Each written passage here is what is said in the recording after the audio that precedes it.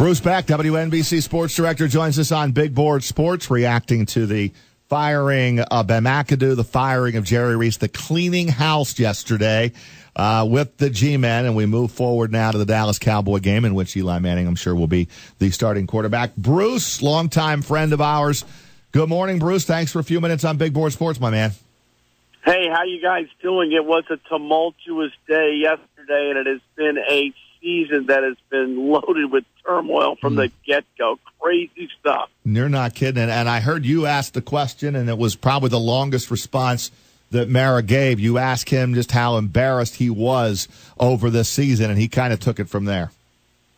Yeah, I also asked him about the whole thing with the Giants way, and has the Giants organization lost its way? I thought it was fair because we just haven't seen the same type of leadership that we've seen in the past. And John is embarrassed. It's been a multitude of things, from suspensions to injuries to the Eli Manning benching to just the dysfunctional nature of the team and the offense, which, you know, Ben was supposed to bring it to a new level, has just been terrible. So I think Mara realizes that this weekend would have been just a travesty if all the former players were on the sidelines, as they kind of indicated that they would be, wearing Eli jerseys, and the fans stayed in the parking lot to grill sausage and burgers but not go to the game. I think in many ways he cut any chance of that happening up short here by making these moves.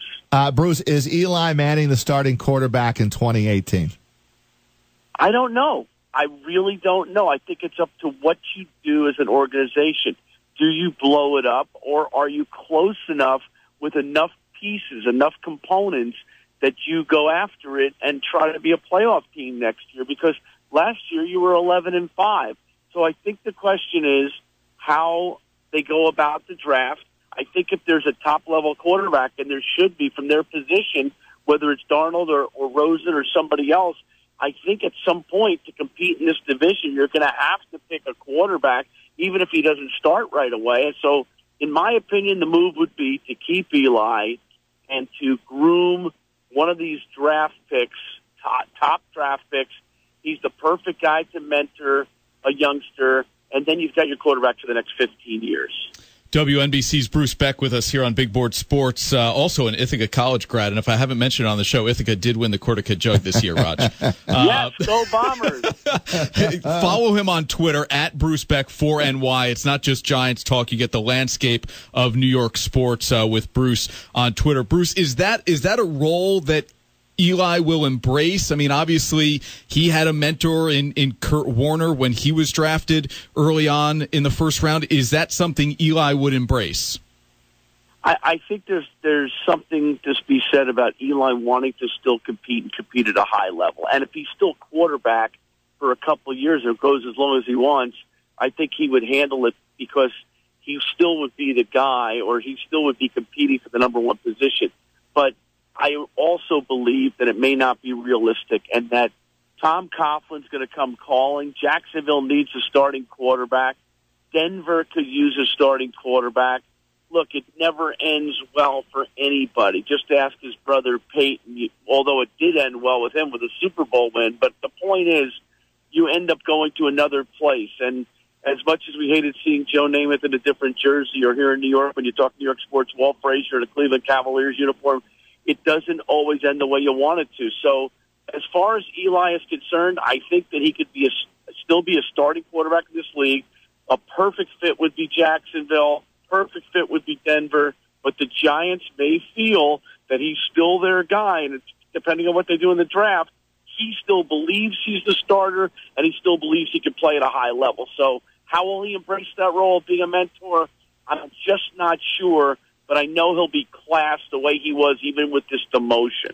Bruce, how much do you blame John Mara for the mess, not only this season, but the mess that we had with the benching of Eli Manning last week? I think John has to be blamed here, because he needed to take a more involved role. I mean, he listened to what Ben said and said, okay, go ahead. But he realizes now that it was his fault. He should have not signed off on it. He should have said, no, we're not going to do it this way. He should have known that Eli Manning is such a competitive guy that he didn't want to give up this streak, and he also didn't want to give up, a situation where he leaves the game in the middle. He wants to win. He still wants to play at a high level, even if the team's terrible. So he should have known the answer, and Ben did know the answer. So it's like me asking you, Raj, if you want to do something and knowing you're going to say no, well, why do I ask you in the first place? It was poorly schemed out and really a poor job on John in that part, but he did take onus for it yesterday. He did. There's no doubt. Bruce, I think that was the last straw. I really do. Yeah. That and the outrage by the fans, they were really just tired of this whole regime, and it needed to go. And I have a lot of respect for Jerry Reese. I've covered him for a lot of years. I said goodbye to him yesterday. He wished me a happy holiday. But the draft has been subpar for the last 5 to 7 years. There's been a couple of great picks, and Beckham is one of them, and Landon Collins is another. But overall, the depth is where you win in this league, and you've got to have fifth-rounders that stick, and he hasn't had that. And the offensive line needed to be fixed. If your star player is Eli Manning, and if your offense is what you're gearing things off, you've got to make a move there and improve your offensive line. And he was very stubborn in not getting a guy to replace Eric Flowers at left tackle. Bruce, can you help us understand the person Ben McAdoo? Obviously, in addition to your work with just WNBC, we saw you in the Capital Region on News Channel 13 here as we picked up the Giants preseason games. You've had countless opportunities to not only speak with Ben McAdoo, but to do it privately or at least one-on-one in front of a camera. What was lost between the stories we hear about him, how great he was as a people person when he was an assistant, to what happened when he was a head coach, and we just kind of see the media gaggle, and he seems cold, distant, and agitated more often than not? I just think that he was uncomfortable, Chris, in the role. I really think that it never really fit him well. Being an assistant is one thing. When you become a head coach, you're no longer buddies with the players. You're playing a totally different role. He never adapted to that role. His communication skills were not good enough. He was not happy talking to the media. In New York, you've got to figure out a way to embrace it or at least fake it if you're not enjoying it.